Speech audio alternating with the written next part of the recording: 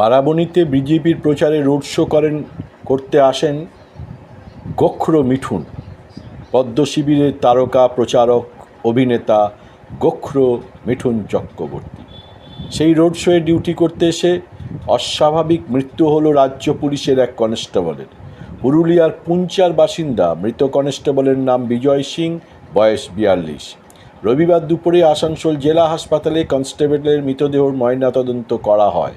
স্বাভাবিকভাবেই এই ঘটনায় পুলিশ মহলে শোকের ছায়া নেমে আসে। পুলিশ জানায়, মিঠুন চক্রবর্তীর রোড শোর জন্য বারাবণীতে দোমাহনী কেলেজোড়া রাস্তায় পুলিশ কর্মীদের ডিউটি দেওয়া হয়েছিল। আসানসোল পুলিশ লাইন থেকে যাওয়া পুলিশ কনস্টেবল বিজয় সিং ডিউটি করছিলেন কেলেজোড়া ছোট মোড়ে। দুপুর 3টে নাগাদ তিনি অসুস্থ হয়ে পড়েন। প্রচণ্ড ঘাম হওয়ার পাশাপাশি তিনি বুকে ব্যথা অনুভব করেন। সঙ্গে সঙ্গে তাকে ব্লক প্রাথমিক স্বাস্থ্যকেন্দ্রে নিয়ে যাওয়া হয়। সেখানে কর্মরত চিকিৎসককে তিনি তার শারীরিক অসুস্থতার কথা বলেন। তখন চিকিৎসক তার শারীরিক অবস্থা বুঝে অক্সিজেন দিতে বলেন। সেই মতো স্বাস্থ্যকর্মীরা অক্সিজেন লাগাতে যেতেই তিনি অচৈতন্য হয়ে পড়েন। এরপর চিকিৎসক পরীক্ষা করে তাকে মৃত বলে ঘোষণা করেন।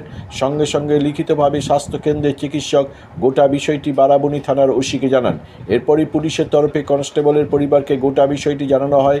চিকিৎসক জানান, প্রচণ্ড গরম ও রোদের কারণে ওই কনস্টেবল হৃদরোগে আক্রান্ত হয়ে মারা গিয়েছেন।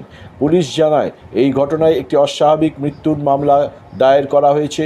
ময়নাতদন্তের প্রাথমিক রিপোর্টে মৃত্যুর কারণ হিসেবে হৃদরোগে আক্রান্ত হওয়ার কথা বলা হয়েছে।